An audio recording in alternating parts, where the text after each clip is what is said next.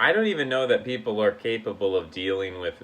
choice, you know. I think it stresses people out way too much to have choices,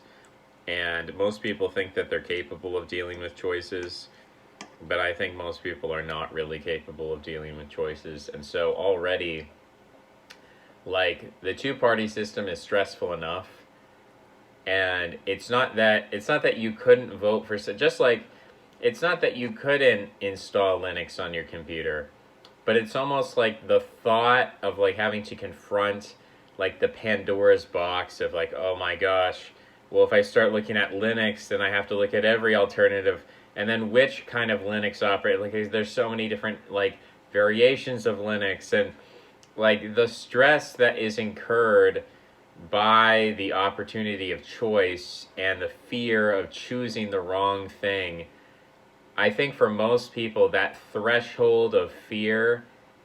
and stress is like greater to them than like the day to day of like, my computer doesn't work, or like,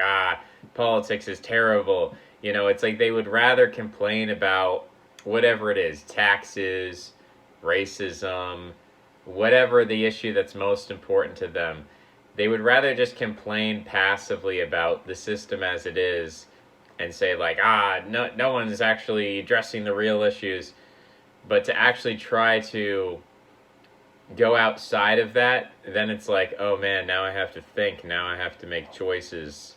beyond a binary. Like a binary is already stressful enough, but more than a binary, now it's like you're lost in an infinite regression of decision making, and it's just way too much for people to handle. So, people say it's like, you know, the average person wishes that a third party was possible, but I think it's the nature of the average person that makes the third party impossible. I don't think it's like the Democrats, and I mean they are doing it to an extent, but at the end of the day, it's not just Democrats and Republicans scheming and saying, we're going to team up to make sure a third party isn't possible. I think it's just like the nature of the democratic system and the nature of people that they don't want a third party, because then, I mean, it would almost be like trying to watch a football game where instead of like two sides like the Broncos and the Patriots or whatever the big teams are, like you introduce a third team every other down, and like trying to keep track of that, it's like, what's even going on here anymore? I can't even be emotionally invested in this because it's like this rotating competition, and you can't multitask in your mind like that and still be emotionally involved. So you just get disengaged the minute that a third party is mentioned, because it's like, wait a second,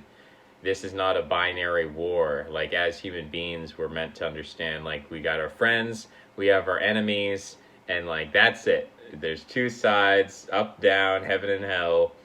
And if you go beyond that, it's like, it's not even just the fear of making choices, but it's also just like the emotional disengagement of the fact that you have to engage your rational mind instead of your tribal instincts. And so it's like, oh, well, that's boring. I would rather go like zone out